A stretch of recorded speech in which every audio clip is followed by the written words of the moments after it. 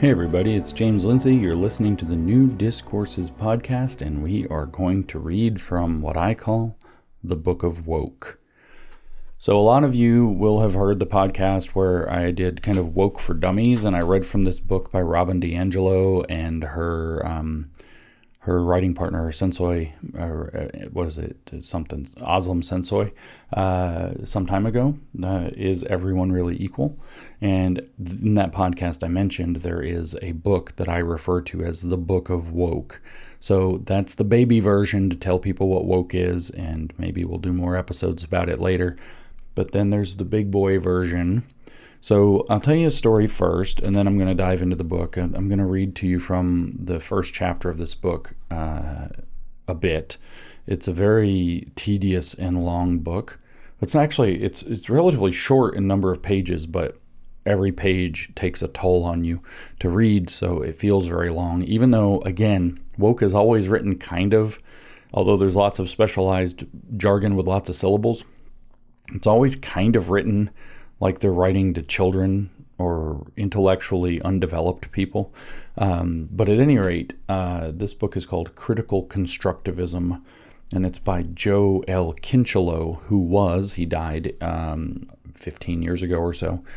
He was a critical pedagogist or pedagogue. In other words, he was critical education theory.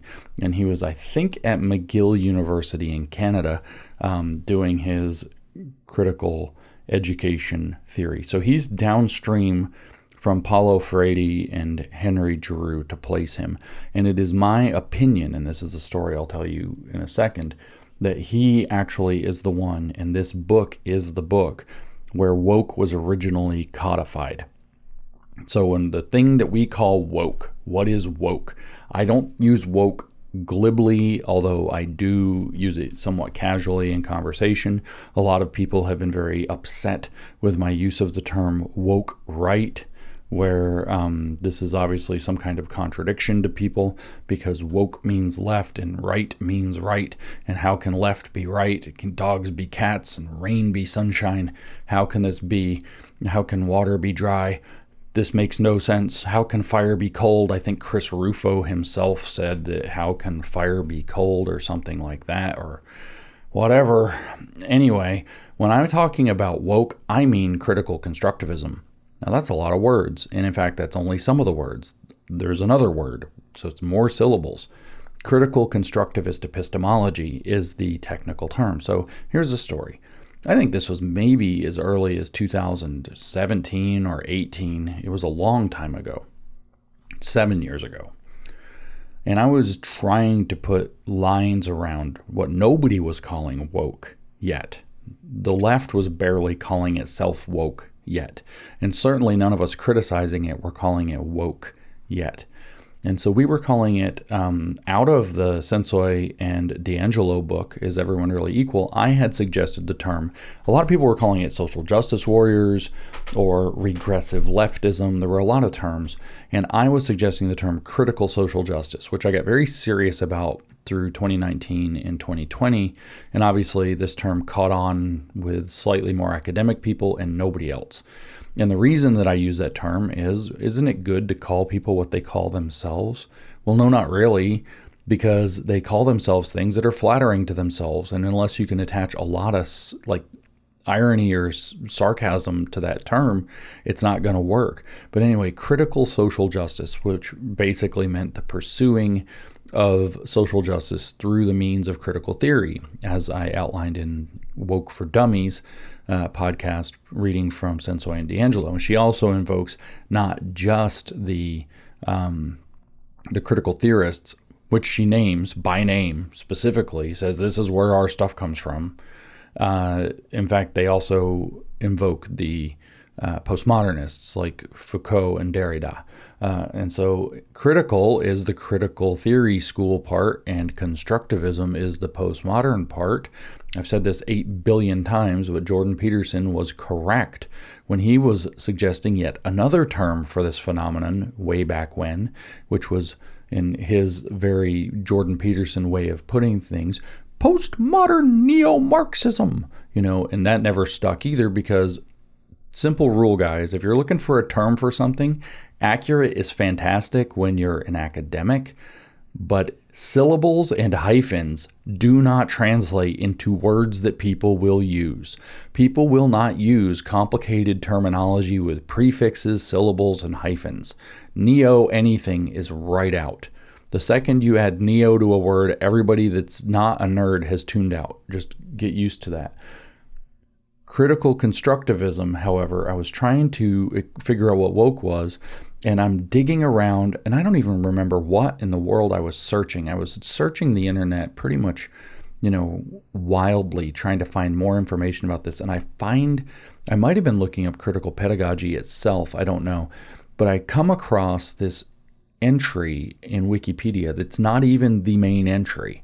I found a section in a different entry on Wikipedia about critical constructivist epistemology. Maybe I got there from the critical race theory entry. Maybe I got there from something else. I can't remember. But I find this section that's not even the entirety of a Wikipedia entry called Critical Constructivist Epistemology, and it credits it to Joe Kinchelow, and it lays out, 20 or so bullet points of what critical constructivist epistemology means. And I'm reading this and I'm like, holy crap, this is woke. Well, I didn't call it woke. This is what we're fighting. This is social justice ideology, I think is probably what I would have been calling it at the time. This is social justice ideology. It has a name. It has a formal name. And I remember getting in an argument with somebody who was on the woke side of things, who said, you can't criticize all this social justice stuff. It's supposed to be really good for, oppressed people, blah, blah, blah. They'd bought the whole sales pitch, the whole lie. And it's not, you have to be serious about it. And so I said, well, there is a serious term, which is critical constructivist epistemology. And I started to explain it, and I shared the link to the specific section on Wikipedia. And this person got very mad at me, saying that I wasn't proving anything by sending some random link to some random complicated term nobody uses. But I was, and that's the thing, is there's an academic foundation, academic in the loose sense, academic foundation for what we call woke, and it's critical constructivism. Now, I knew there was this book out there by Kinchelow called Critical Constructivism that outlined the idea. It was hard to find. I mean, you could find a stub for it on Amazon, but there were none available. It was I don't know if it was out of print, but you couldn't buy any. Or it's that usual thing where it's like you could get it for like $800 and nobody's paying $800 for a freaking paperback. Could not find a PDF of it. Could not find a digital copy anywhere. Could not find anybody who had it. And so the Book of Woke remained beyond my grasp in its formal type until about last year.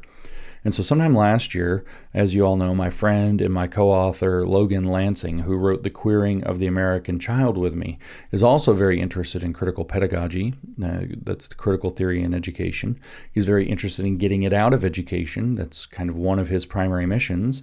And he somehow found an affordable copy of this book, which I happen to have in my hand right now. So he got the book, he read the book, he loaned me the book, I've read the book. He did some podcasts, some very admirable podcasts. So if you're not listening to Logan Lansing's podcast, you need to go start doing that. It's called The Lansing, and he went through some of this book. If you want to understand what woke really is, I mean, you can listen to my podcast that I'm going to do here and maybe some more on this book later, but he already covered this ground and he did a fantastic job. And one thing I'll tell you about Logan is that he is a better communicator than I am.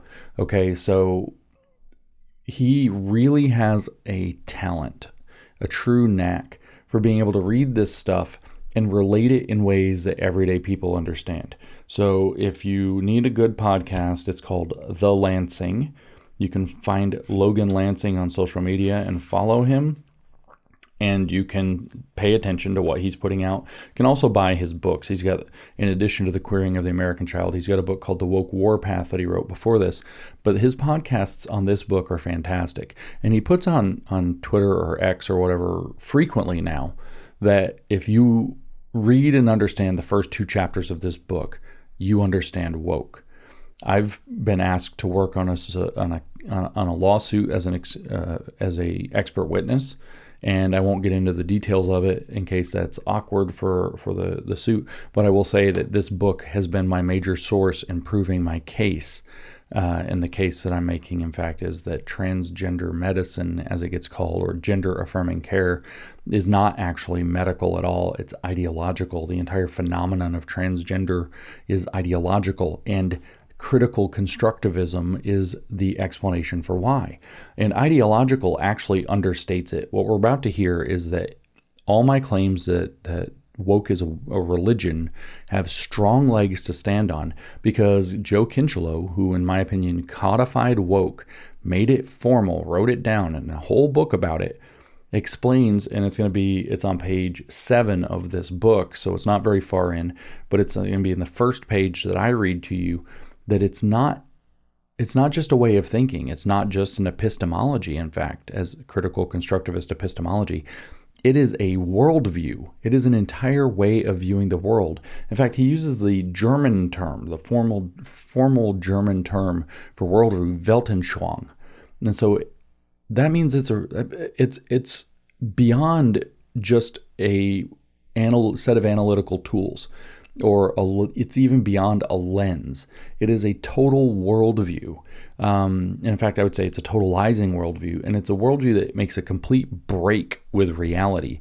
It is not a realist worldview. Realism means that you believe reality exists out there, meaning outside of you, and that it exists for all possible observers the same way, and that we're observing a real reality out there. It's not in our heads. It's not a simulation. And so I'll start here a little bit in the middle. I don't want to read all of this tortured book. He says, whether we know it or not, and this is Joe Kinchelow, whether we know it or not, all of us are theorists, in that we develop and hold on to particular views of how things are. So that's a great place to start, because it reflects, again, the way that cultists operate. It's that, I called it dialectical inversion before. Hey, there's this thing that we do, which is to be a theorist in this case, to theorize about how the world works and make that a totalizing ideology, really, a worldview. There's this thing that we do, and basically everybody does it all the time. So now we're going to say that everybody does the same thing that we do, so we're not doing something wrong, because everybody's always doing it all the time. And now we'll make the case for why what we're doing is good. So whether we know it or not, he starts off, all of us are theorists, in that we develop and hold on to particular views of how things are. Developing and holding on to particular views of how things are is a very, very generic and abstract way of articulating what theorists do. That it, in fact, is not what theorists do. Theorists do something far more specific. But remember the formulation, I'm going to get deep since this is the big boy book of woke. Remember the formulation from Hegel of the dialectic: abstract, negation, concrete. Now, a lot of people think that means, and I think this was a big breakthrough for me in understanding, and I want you to pay attention if you're chasing the Hegel rabbit hole, which applies to the Marx rabbit hole, which applies to woke, which applies to all of this stuff. It was a big breakthrough for me to understand that these are doing verbs. A lot of people think you start with the abstract and then you find its negation, and then that allows you to arrive at a more concrete understanding. That's not what they do in practice. That's not what they do. What they do first is completely abstract the concept that they want to put on the table. Here it is.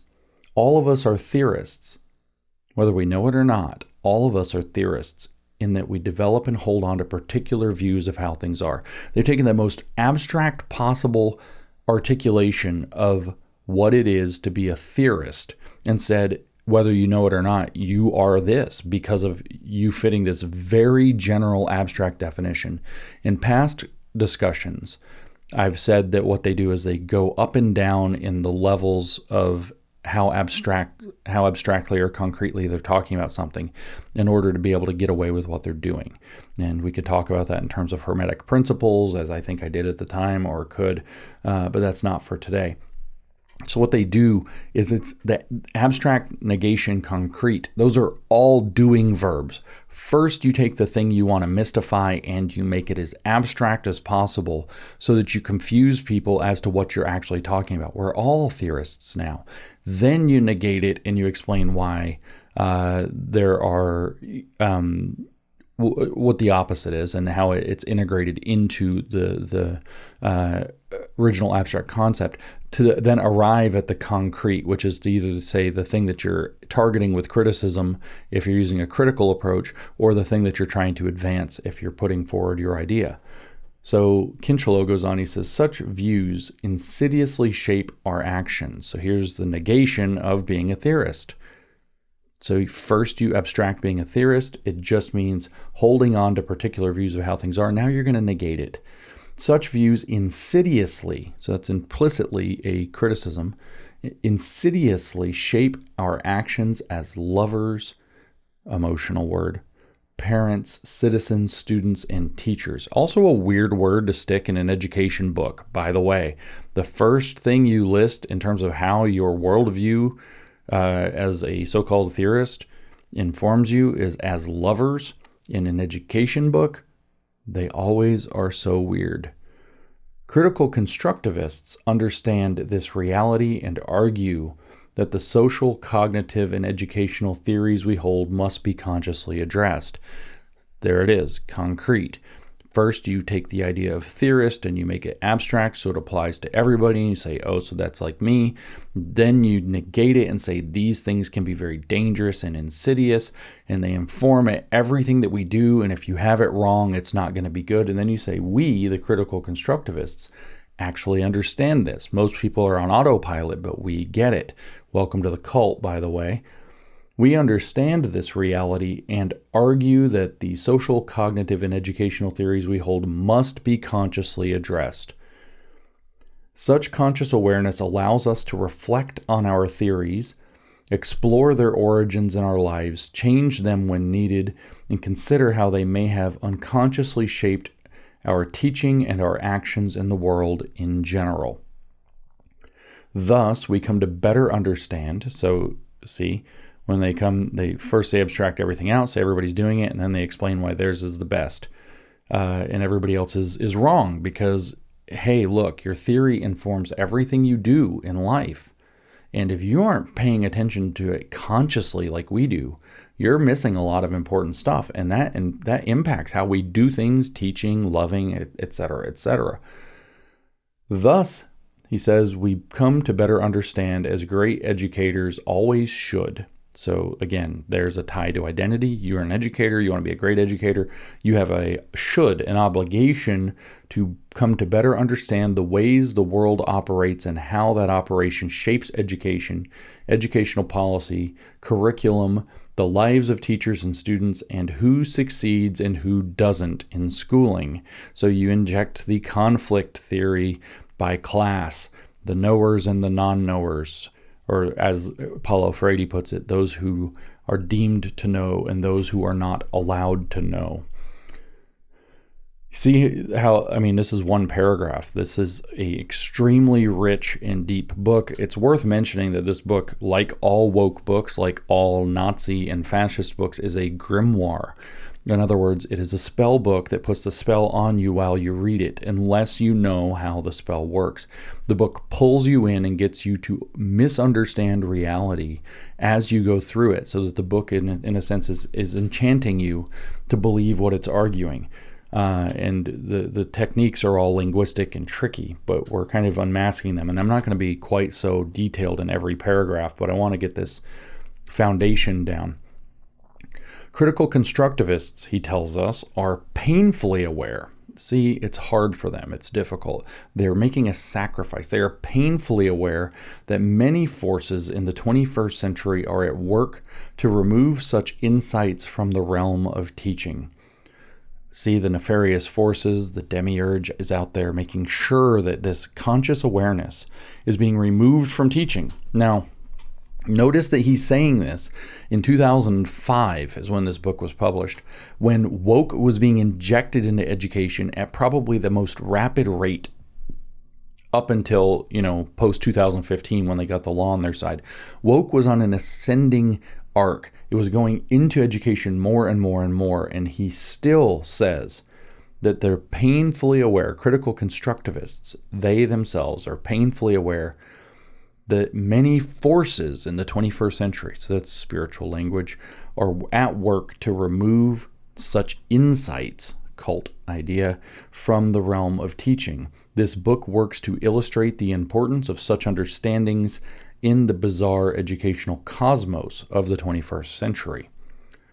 While many view constructivism and critical constructivism as theories of learning, I see them as this and much more. So like I told you, it is not just a way to approach education or thinking even. Constructivism and critical constructivism involve theoretical work in education, epistemology, cognition, and ontology. So these are fancy words. Epistemology means a theory of knowledge. Cognition is a theory of thinking. Ontology is, as he defines it, the branch of philosophy that studies the nature of being and asks what it means to be in the world. Now, obviously, he is dipping into Paulo Freire about this, but the way the Marxists answer the question of what it means to be in the world is that you are a product of your structural and material deterministic forces that have pigeonholed you into a set of what they call historical circumstances, or a historical location, or sometimes a social position, or in the stupid woke language of today, positionality. So you are a product of historical forces that have led you to be who and what you are. And I need you to get this. In critical constructivist views, woke views, you are that. You are the product of your historical construction. You are not different to that. You are not something else. And in fact, except by awakening to the woke worldview and rebelling, you pretty much cannot be anything else. Everybody's just going along on autopilot with false consciousness until they awaken to the woke critical constructivist epistemology or philosophy that allows them, the worldview that allows them to question that. In critical constructivism, meaning this book, it's in italics, I argue for a unified theory where all of these dimensions fit together and are synergistic in their interrelationship. Do you remember the podcast I did, I know it was a long time ago, about John Henry Newman's book, The Idea of the University? You probably don't know it by that name because I did not talk about the university in the title of the podcast. I talked about theology, the necessity of theology. Remember, P.S., the rumor is that James hates Christians. The necessity of theology. And what I said about a theology, how did I define it? Following Newman, who, by the way, was a devout Roman Catholic in the 1850s, following Newman, I defined a theology as a metaphilosophical program that binds and orients other schools of philosophy, such as epistemology, ontology, psychology, anthropology, sociology, teleology, and so on and so forth. I said that the point of a theology is that it takes all these disparate schools of thought and binds them together into a single coherent way of thinking, a worldview, and then orients them toward some notion of good, true, and beautiful, perhaps, if we're talking about orienting them toward God. Marxist ideologies or Marxist theologies orient toward man, and in fact, a hyper-real man that doesn't exist and cannot exist. A man that is at once his tribal communist self and the inheritor of advanced capitalist society and individual rights. So a man directly in conflict with himself, a synthetic, hyper-real man. And that's what is the Marxist philosophies bind and orient all the other schools of thought to. So let's go back one step. Theoretical work in education, epistemology, cognition, ontology. And he says that he sees in this book, he argues for a unified theory. He doesn't say bind and orient, but a unified theory where all these dimensions fit together and are synergistic in their interrelationship. In other words, he's saying that critical constructivism operates as a theology. It takes other schools of philosophical orientation and binds and orients them under a single metaphilosophical structure. Meta just means, in this sense, beyond or bigger than. So it's not philosophical in and of itself. It's kind of like an umbrella that combines a bunch of philosophies. It's like a philosophy about philosophies. So, for example, he says, it is hard to pursue a critical constructivist pedagogy, so theory of teaching, without the grounding of critical constructivist epistemology and cognitive theories. In this unified context, critical constructivism, and here's the sentence, in this unified context, critical constructivism becomes a Weltanschauung, a worldview. Is that the next word? It changes pages as we go there. A worldview that creates meaning on the nature of human existence. It's a religion, guys. It meets the general definition of a theology in that it binds and orients other schools of philosophical activity into one worldview. And this worldview isn't just a way of looking at the world, a lens. It is one that creates meaning on the nature of human existence. Remember that Ben Clements, in his law article, I think it was in Cornell Law Review, but I don't remember, in maybe 99 or thereabouts, was trying to answer the question of, for First Amendment Establishment Clause jurisprudence, what's a religion? So if the Supreme Court has to decide, are we establishing a religion through the state? What are the criteria? And he boils it down, although he never puts it as succinctly as I'm going to say it, he boils it down to 3 criteria. Number 1, that it is a comprehensive set of beliefs and practices. That number 2, answers fundamental questions about the nature of reality and man's role in it, which is to say, meaning on the nature of human existence. And 3, such that it gives rise to duties of conscience. So this thing is a religion. Critical constructivism is a religion. That is, woke as a religion. And we are teaching it in our schools. So it is an established de facto state religion until we get it out of our schools, at least our public schools. He says, in this way, critical constructivism comes to exert more influence in more domains than it has so far. Now, I have to give you a little bit of housekeeping here. So the book is organized to deliver 12 points of critical constructivism. And the way it's written, he doesn't ever list all 12 points back to back to back. A few pages before where I started, he lists 11 of the 12 without saying that's what he's doing. And I don't know why he does that. But the way that it's organized is that point 1 is given and then a bunch of pages of text. Then point 2 is given and a bunch of pages of text. And there are 12 points. One way to organize this podcast or this presentation on this book would be to go through the 12 points up front and deal with each one in brief. I'm not doing that. I'm reading through portions of the book. So we're going to hear things like point 1, and you may never hear point 2 or point 3 or whatever. So anyway, the next thing he says is point 1. So he's introducing a major key idea to critical constructivism, which is to say woke.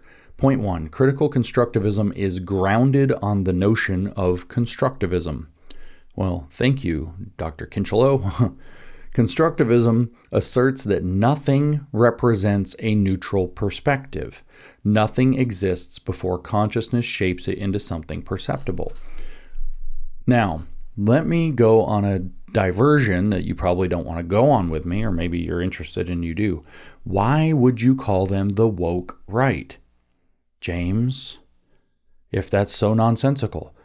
The first thing the people I call woke right do is deny neutral ground. They say nothing is neutral. Teaching cannot be neutral. Society cannot be neutral. Policy cannot be neutral. And you might say, well, that's true. There is no neutral ground. And you might go along with them. Well, ladies and gentlemen, that's called constructivism. Constructivism asserts that nothing represents a neutral perspective.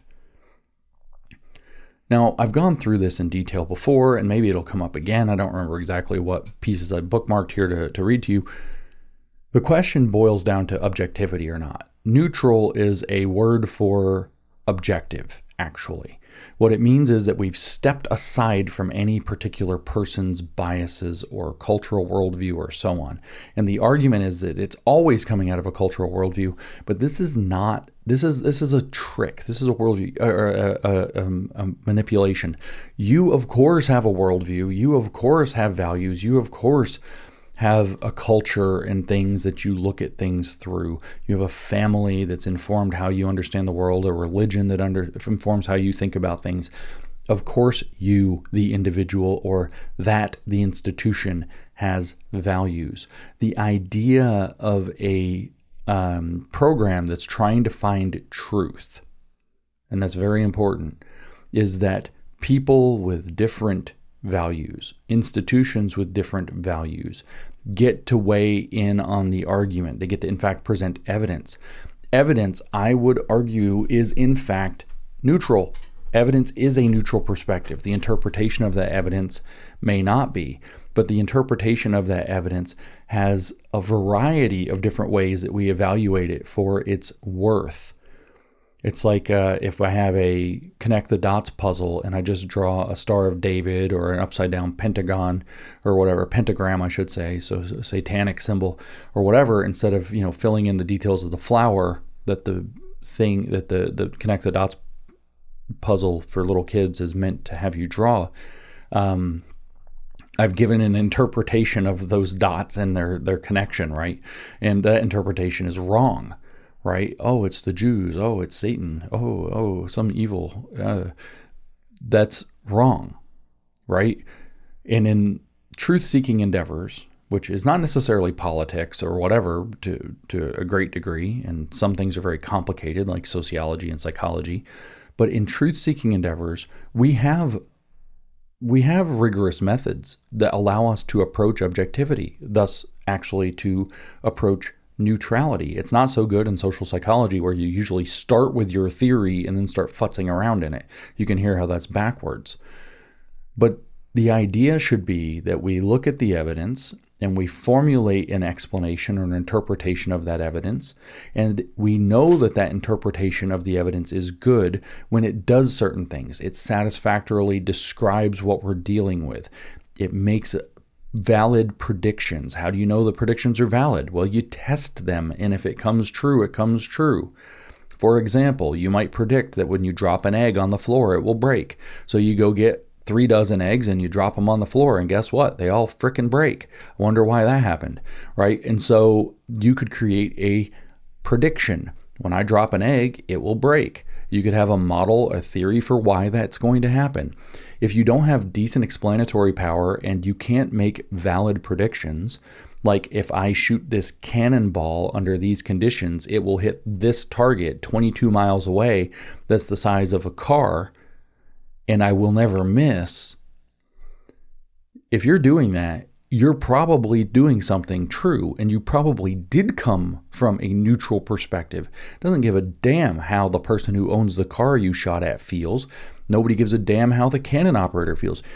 You ever go bowling and you throw the ball down the lane and you know you're going to miss, and you're like waving your hand to try to magically move the ball sideways so you get a better score? Turns out what you want to have happen doesn't have a damn thing to do with the physics. Once you let go of the ball, you've committed to whatever's going to happen. The die is cast, as they say. And so you don't get to have your intention that you are going to bowl a strike. Doesn't matter. Your desire, your bias that a strike would be great is irrelevant.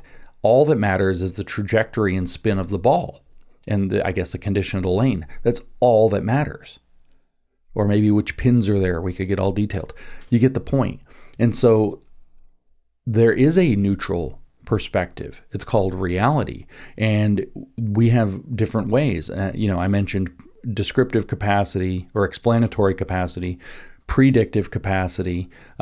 Parsimony is one that we usually throw in. The smallest number of moving parts to explain it. The ball, when you roll it down the bowling alley lane, is curving because it is spinning, not because there are invisible elves coming out of the gutter to push it this way or that, or an invisible demon that's dumping your ball into the gutter so that your boyfriend beats you and you're mad about it. Okay, so we dispense with that. So constructivists say there's no neutral territory. What that actually means is everything's politics, everything's political. We're going to drag everything into the realm of politics and the political. But he says the reason for this is that nothing exists before consciousness shapes it into something perceptible. That is a profound ontological statement, a statement about the nature of being. Nothing exists. Nothing exists before consciousness shapes it into something perceptible. In other words, perception actually, your perception of the world precedes its existence. It is not except for how you perceive it. Now imagine if this were to go a little further down the hole. Where would you end up with? Your truth and my truth.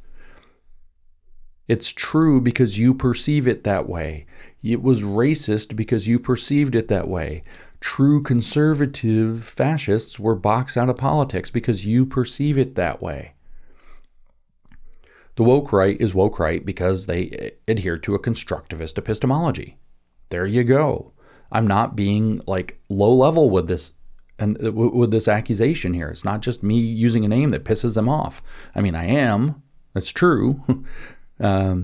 Sometimes it's a saying, a hit dog will holler, but I'm glad the term works, but it's actually accurate. That's probably why it works. So he says, to explain, in this context, we draw upon a constructivist epistemology to provide insight into how the pedagogical world operates, rejecting the rationalistic Cartesian notion that there is a monolithic, knowable world out there explained by Western science. They reject Western science. Point 1, first paragraph, we reject Western science. A constructivist epistemology, he says, I also refer to this as an epistemology of complexity. You've heard my rants in the past, if you're a frequent listener, about people who appeal to complexity and complexity theories in order to be able to basically mystify people.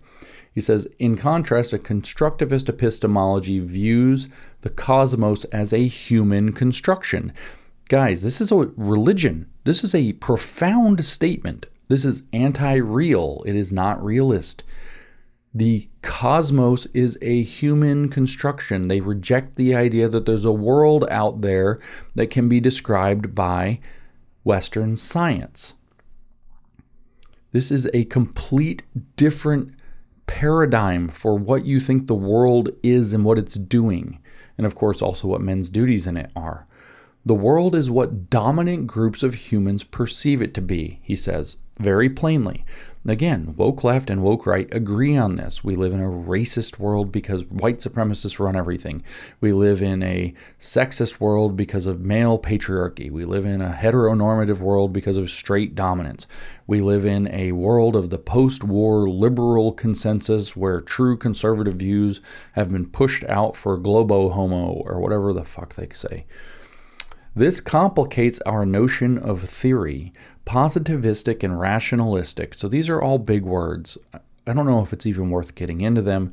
Positivistic basically means that you only believe in things that are true when you can prove that they're true with evidence. Rationalistic means that you have to be able to use reason to derive what you're looking at. In other words, when a positivistic view would only accept that which is grounded on evidence, except if we get into the altruistic side of positivism, which is a whole other school it's a whole mess. I'm not getting into that. And then a rationalistic would say that these things have to accord with the rules of reason and logic. So when you try to give explanatory power to a model of how you see the data, as I discussed earlier, you're using probably rationalistic tendencies. And of course, by appealing to the data, you're using what they would call positivistic, but what you're using is empirical tendencies. Another big word he used that makes no friggin' sense for any of this is Cartesian world. The rationalistic Cartesian notion. This makes no sense because Descartes was a Gnostic. So he had this idea of kind of the dualistic of the inner world of man and the objective world out there. And this isn't really how people think of things. We don't really, we know that that's not what this is. And so by appealing to Descartes in this dualistic frame, which PS is the Gnostic view of the world. It's a dualistic frame, is the Gnostic view. They can strawman science. They can say, oh, science believes in the inner world of thoughts and the outer world out there, and actually humans are part of nature, and they can trick people into thinking that what they're saying is profound, where what they're saying is actually an inversion of the profound.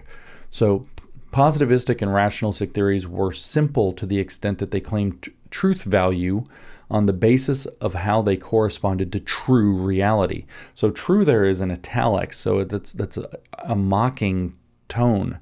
Like his claim is that the rationalists and the positivists, so scientists, we'll just say, believe that they're describing true reality where everybody else describes subjective or false reality. Well, that's actually what's happening, but he's being derisive about it.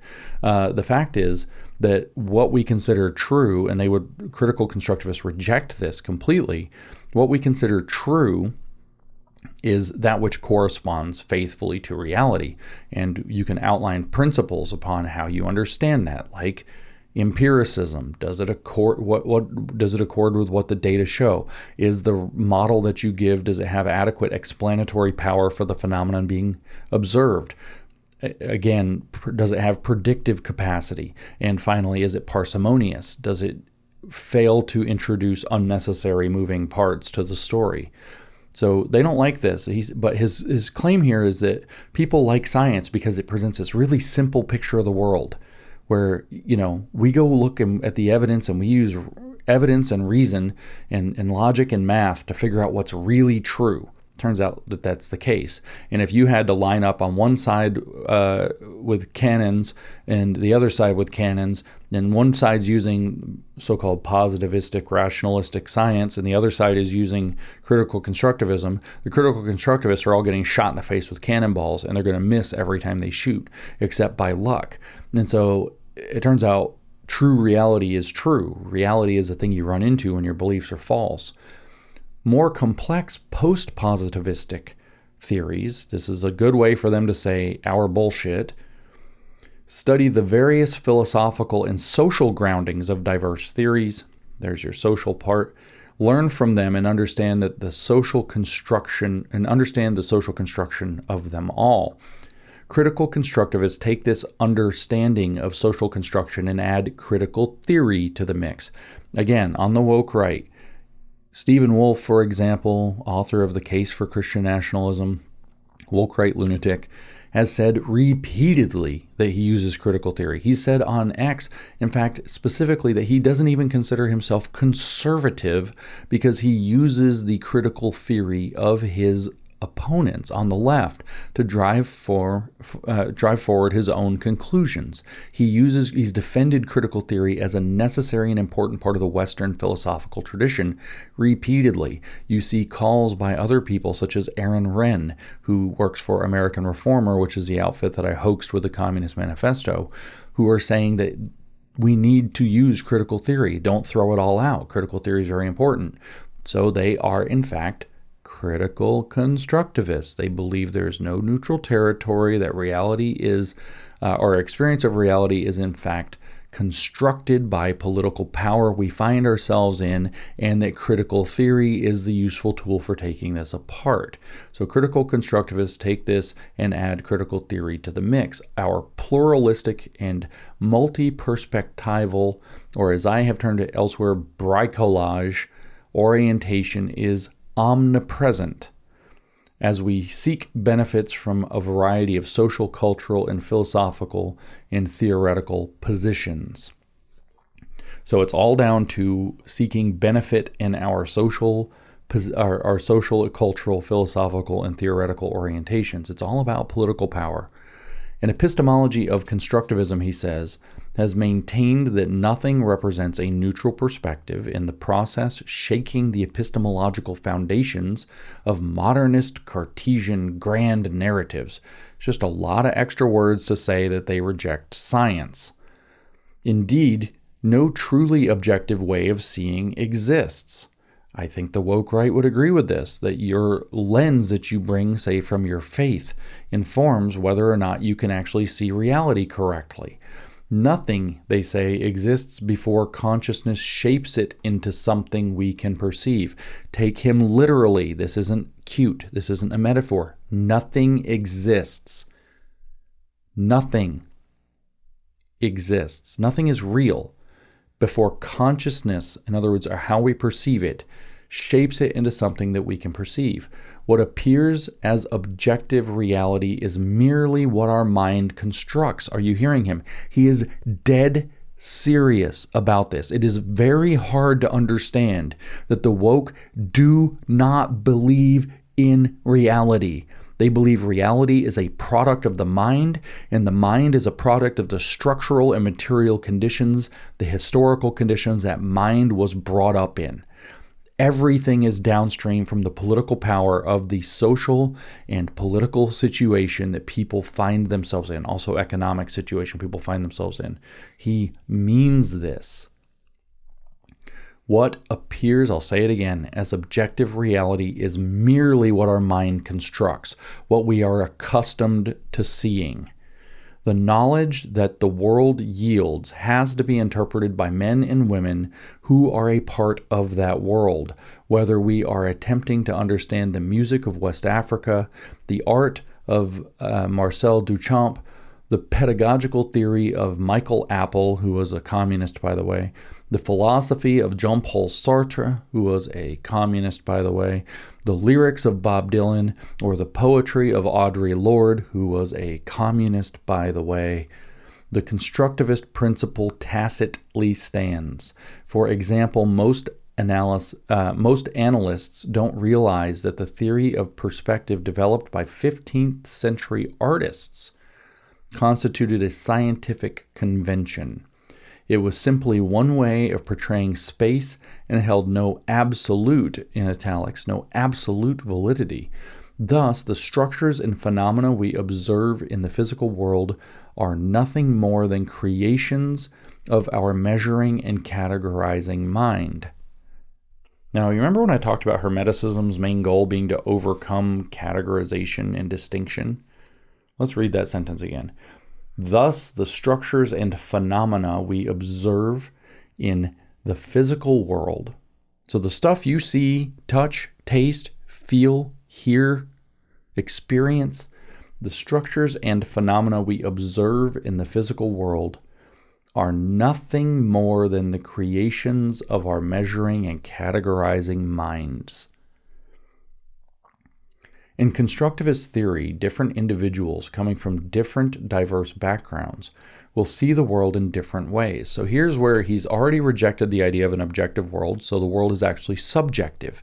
The world as it exists inside each consciousness, each subjectivity. So subjectivity leads over objectivity. Why is the tagline for New Discourses, by the way, that Mike O'Fallon thought of, shining the light of objective truth into subjective darkness? It's because the constructivist worldview believes that every single person has a subjectivist perspective that is true for them. And not only true for them, it is a universe unto themselves. That's why it's true for them. They each, by dint of their perception, have a universe that they alone inhabit and understand. Why? The structures and phenomena we observe in the physical world are nothing more than the creations of our measuring and categorizing minds. But it's more than that. He goes on to say, in constructivist theory, different individuals coming from diverse backgrounds will see the world in different ways. In other words, those two different individuals, those two universes that they perceive are not commensurate. They come from different backgrounds, different places. They don't see the world the same way because their worlds are not the same thing. In other words, this is very important to the woke worldview, there is no shared reality to which we can all appeal, which means the only way we can assert something is real or true or knowledge is by asserting it through political power we have over others to force them to believe what we've said. Now imagine that that's what you actually think is the nature of reality and knowledge and truth. how would you behave politically? You would spend all your time trying to force other people to believe or articulate, not some other people, all other people, to believe and articulate the world that you perceive. You would do that because that's what you think knowledge is. Truth is what you can make other people believe. So if you care about truth or want people to believe the truth, all you can do is try to force them to see the world your way. And now enter every communist and fascist catastrophe in history. That's what they do. Every cult in history has done this. So I'll read it again and continue. In constructivist theory, different individuals coming from diverse backgrounds will see the world in different ways, but their perception is what generates reality. Imagine, he says, for example, how a German bank teller, an Igbo tribe person, a Texas rancher, and a woman from a small village in China close to the Mongolian border might describe, did I leave out a word? How they might describe a Major League Baseball game. Okay. That's a complicated phenomenon. Imagine how they would describe a baseball bat, which is in reality. And if some bad guy grabs it and swings it and puts it upside their head, is going to have predictable results for everybody, right? But no, it's the game. So imagine how a German bank teller, an Igbo tribesperson, a Texas rancher, and a woman from a small village in China close to the Mongolian border, oddly specific, might describe a Major League Baseball game. It is safe to assume that the descriptions would be quite different and even humorous to individuals who have understood the intricacies of the game since they were very young. Do you see how the magic spell works? There's a right answer about what the game is, and people who've understood it all along will not only think the descriptions from these other people are funny or are wrong, but they'll think that they're funny, that they're amusing, right? There is no question that the backgrounds and expectations of the observer shape perception. Let me ask you a question. If any of these people watched baseball games long enough, any of them, they watched enough baseball games, not one baseball game and tried to describe what's happening. If they watched not one, but maybe 2 or 3 full seasons of baseball, they sat down every night, picked a game and watched. And maybe they picked up a book or two to understand, some of the rules that they're not quite clear on. And they listened to the announcers describe why rule violations occurred. At the end of a 2 or 3 year period of learning the game of baseball, would they all agree on the rules of the game of baseball? Would they all give the same description of the game of baseball? Of course they would. So what this guy is doing is casting a magic spell. He says, but these people will perceive baseball very differently because they come from different cultural backgrounds. Only because they're still ignorant of it. There is a thing that is called baseball. It has rules. It is a game that is played by certain rules in certain ways, and by mere observation, you're going to pick up most of it very quickly. But over the course of a couple of years of watching a bunch of games, you're going to have it down. Everybody's been through this. Everybody knows this. Everybody understands this. Even games like chess, which have complicated rules, can be picked up by observation. This piece moves like this piece moves like that, and a little bit of correction. This piece doesn't move like this, that's an illegal move, etc. So this guy's full of shit. There is actually, diverse perspectives don't actually matter. There is a true game of baseball, and it doesn't matter what a Chinese woman from the border of Mongolia thinks about it. What matters is that she can actually learn the reality of a game of baseball, right? Now, when I bring up the baseball bat earlier, it's just a much simpler physical object. There is no question, though, he says, that the backgrounds and expectations of the observer shape perception. Yeah, so he just put a spell on you. So now you're convinced that your perception is based on your background, which you've now lost the whole point. That's how magic spells work. This is a grimoire, a magic spell book that puts the spell on you as you read it. And so, by the way, telling people to read grimoires is actually not advised most of the time. I do think people should read original sources, but you will get sucked into them if you don't know what you're reading and you don't know why it's at least constructed to pull you in, but ideally how it's constructed to pull you in, and in fact where its errors are, or to some degree where its errors are. He says, consider now how a classroom is perceived by a class clown, a traditionally good student, a burnout teacher, a standardized test maker, and an anti-standards activist, a bureaucratic supervisor, a disgruntled parent, a nostalgic alumnus, or a student with feelings similar to the shooters Eric and Dylan from Columbine High School. Adding that emotional point at the end is part of how it works, by the way. But he says, imagine what a classroom looks like to each of those things. Okay, so yeah, they had the idea of using classrooms differently in different circumstances, but there's still an underlying point that the classroom exists to gather people together for a particular reason, which is education, and you might disagree on how the education is supposed to proceed. When you add in the school shooters, they are obviously not using the classroom for its purposes, and I don't have to digress. The way our psychosocial dispositions shape how the world is perceived holds important implications for teaching and critical thinking. Now, pause. He just gave that huge list, whether it's the baseball game or the classroom, right, of different perspectives. What was his point? Let's not lose his point. His point was that the classroom is fundamentally a different thing for all of those different people with all of their different perspectives. It is fundamentally a different object. And again, I'm telling you, this is not true. This is actually a terrible way to think the world works. Each of our students, he says, brings a unique disposition into the classroom. Indeed, each teacher carries a unique disposition with her or him. In this theoretical context, students of constructivism might ask, how are our constructions of the world shaped? And of course, the answer is through historical contingency, aka political power, economic status, social status, and so on. Are our psychosocial dispositions beyond our conscious control? Do we simply surrender our perceptions to the determinations of our environment, our social cultural context? So the Marxist view is that if you are unconscious, then yes, and when you wake up to Marxism, finally no, and you gain agency by becoming a Marxist, kind of ironically. And finally, what does this process of construction have to do with becoming an educated person? And their answer is you're not educated until you're awake to the constructivist view, because you're false consciousness, so you were falsely educated. Because people are often unable to discern the ways that their environments shape their perception. So again, cult mindset, we're better than you. That is how they construct their consciousnesses. So that's an important point. Let's read that again. Because people are often unable to discern the ways their environments shape their perception, which is to say, construct their consciousness. The development of modes of analysis that expose this complex process becomes very important in our critical constructivist effort.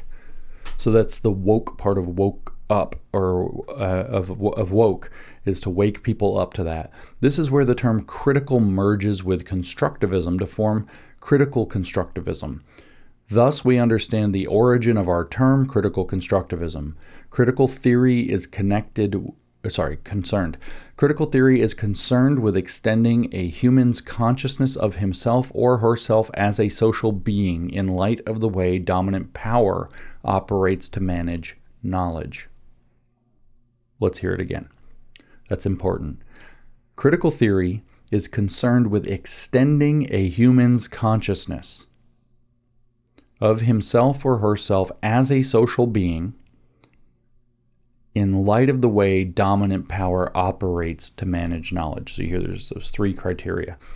A critical theoretical analyst who gains such a consciousness would understand how his or her political opinions, religious beliefs, gender role, racial self-concept or view of the goals of education had been influenced by both the dominant culture and subcultures. Imagine if you believe that your political and religious views in, say, conservative Christianity were shaped by dominant power structures like the post-war liberal consensus. Wouldn't you be woke? You would be woke. What if you were critical of that using critical theory methodologies? Wouldn't you be woke? You would be woke. Woke right's a great term. Critical constructivism thus promotes reflection on the production of self. That's a religion, guys. So let's take out the fancy word and put in the simple word. Woke thus promotes reflection on the production of self. The whole point of whether it's Marxism or woke or whatever is to answer the question, who am I? in a very deep way. And in fact, I am somebody who produces myself. How do I do that? Well, I do that by identifying the dominant power structures and rejecting them. That's the answer. In many of the undergraduate teacher education courses I've taught over the last few decades, I have attempted to help students cultivate a critical, theoretically grounded view of the construction of their own consciousness as a prospective teacher. Remember, your consciousness is a result of your conditions, but your consciousness is what shapes your perception, and your perception defines your reality. So he's asking people to redefine their consciousness, which will redefine their perceptions, which will redefine reality for them. This is crazy pants. This is a magical religious belief that operates like a cult. Why is it, he asks, why is it that I have decided to teach? What forces in my life shaped this decision? How have these forces contributed to the type of teacher I will become? If you wonder why so many activists are teachers now and so many teachers become activists, those questions being taught as part of their core curriculum is a lot of why. They're being taught to look at structural forces as the motivation for their teaching and how they're going to do it. These questions, he says, and many others, combined with an introduction to critical theory, initiate an introspective process that eventuates in not only self-knowledge, but also in cultural and educational critique. As critical constructivist teachers study major issues in education, the students are analyzing themselves and the origins of their ways of making sense of the world. Remember, how you make sense of the world defines your world in the constructivist program. The interrelationship of these parallel studies produces some interesting perspectives as students come to see various school purposes and reform movements play out on the terrain of their own school lives. Students come to know themselves better by using these critical theoretical insights to bring consciousness to the process by which their consciousness was constructed. Sounds Buddhist. Action to correct what might be viewed as harmful constructions can be negotiated once reflection reveals the psychological, ethical, moral, and political foundations of the pathology. So if you don't think like they do or like they want with regard to dominant power structures, you have a pathology and you can learn to reshape yourself around that pathology. This is cult thinking. The notion of critical constructivism allows teachers and students a critical consciousness. This involves an ability to step back from the world as we are accustomed to perceiving it and to see the ways our perception is constructed via linguistic codes, that is, conspiracy theories, by the way, via linguistic codes, cultural signs, race, class, gender, and sexual ideologies. He doesn't list the post-war liberal consensus or globo homo or any of that, but we could, and often other hidden modes of power. Such ability constitutes a giant step in becoming a critical analyst, learning to be an emancipatory teacher and assuming the role of a producer of dangerous, world-changing knowledge. Critical constructivism, thus, is a theoretically grounded form of world-making. What is woke? Woke is, therefore, a theoretically grounded form of world-making. Let it sink in what these people are doing, what they see about themselves. We ask penetrating questions. How did that which has come to be come to be? Did the Jews arrange everything after World War II to make sure never again? Did the conservative movement in the United States, following Barry Goldwater's lead, exclude all of the racists and fascists, aka true conservatives? How did the world come to be the way that it is? Whose interests do particular institutional arrangements serve? Is it globo homo? I'm going to keep using the woke right terms for these things. Is it the cuck libtards? Is it the neocons who have structured their whole reality? Woke right's a great term for these people, by the way. As critical constructivists remake and rename their world, you ever talk to these people, left or right? They speak in this weird cult language. They accuse you of things like wanting to go back to 1995, as though everything could just be reset to 1995 liberalism and everything would be great. P.S. 1995 was great. But anyway, how did that which has come to be, whose interests do particular institutional arrangements serve. As critical constructivists remake and rename their world, they are constantly guided by their critical theoretical system of meaning, their emancipatory source of authority. Emancipatory, they think they're in prison. They're Gnostics. They think they're in prison. So they have a source of authority that's granted to them by being aware of their imprisonment. That's their emancipatory source of authority, which is their critical theory-based system of meaning making. He recommends seeing another of his wonderful books in the Peter Lang Primer series, Critical Pedagogy, for more on that topic. Teachers, he says, with access to critical constructivist theory, for example, are empowered to ask typically neglected questions about the socio-political purposes of schooling.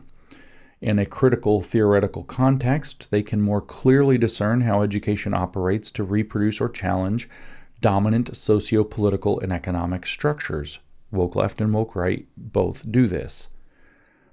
Such theoretical understandings are profoundly important in learning to think, teach, and live democratically. Educational purpose cannot be separated from social justice, human liberation, self-direction, resistance to regulation, community building, deeper forms of human interconnection, and the fight for freedom. Freedom from what? Freedom from reality. I think I might have bookmarked way too much of this book. We'll see, though. When educators fail to gain these theoretical frames, schools inexorably become sorting machines for the new corporate order. Without such informed modes of making meaning, schools tend to reinforce patriarchal structures, Eurocentric educational practices, homophobia, and racism. The struggle for the soul of education in North America is playing out on the road before us.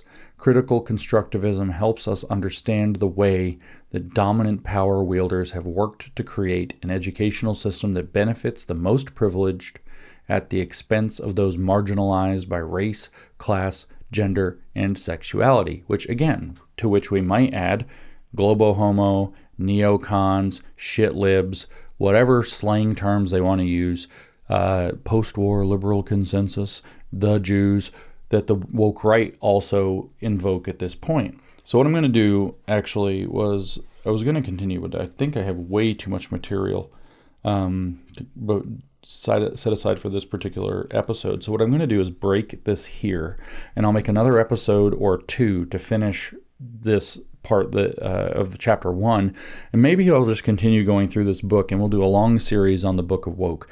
But I like that this is a little over an hour, and I don't want to drag this out, and I think it's going to be very long if I continue. So I'm going to break this here, and we will come back soon with another episode going further through the Book of Woke, which I think you will continue to find edifying, not just in understanding how woke actually thinks in its own words, how it teaches in its own words, but also how it applies to what I've called the woke right. Now, just as a quick wrap up, just want to remind you what we covered. Woke means critical constructivism. Critical constructivism means critical theory applied through a constructivist worldview. A constructivist worldview means that you think the world is constructed by power. It's a social phenomenon, as a matter of fact. You think that your perception of reality defines reality. He said explicitly, there is no reality. Nothing exists before consciousness makes it perceptible. So how you perceive is how it is. That's the derivative of your truth and my truth. The critical theory part adds in that you're going to see that through dominant power structures. And as we know, and we can add, these dominant power structures are located in, because this is all Marxist derivative, they're all located in what we would call class identities, whether it's economic class, racial class, sexual class, social class, cultural class. Class identities define the power structures. So the rub that we haven't got to yet, and I'll just say it here, and I don't know if and when he says it at this point, the rub is, like I said, they deny, what they say is that every individual has their own reality. their own subjective reality. Reality exists subjectively, therefore, in each individual. How do you make something coherent out of that? What the claim in woke is that when you look at these power structures, the power structures are defined from one class onto another. That's always class conflict. And the imposition of power from the dominant class onto the oppressed class creates a social location shared in common by all people who are in that subjective oppression space. So people who are oppressed will have similarities in their subjective consciousness of the world because they're subjectively experiencing the same oppression or similar oppression. So this is where you get the identity politics aspect of woke. It is that individually, every single person has a reality and experience of reality. Actually, they have a reality that is dictated by their experience of reality, which is contoured by political and social and cultural power that they experience. But the nature of that power is oppressor class imposing it upon an oppressed class who then share it in common. That's why group identity becomes the locus of meaning for the woke. You can claim that it's about freedom and individuality and all of this, and that each person has an incommensurate reality. Then there's no shared world or reality to which we can appeal to answer questions or resolve disputes, say through evidence. You can say that, but the fact is that they believe further that the power dynamics, and this is the critical theory part, the power dynamics attached to that constructivist worldview make the classes, the identity groups, meaningful, and because they have a shared subjective experience of oppression.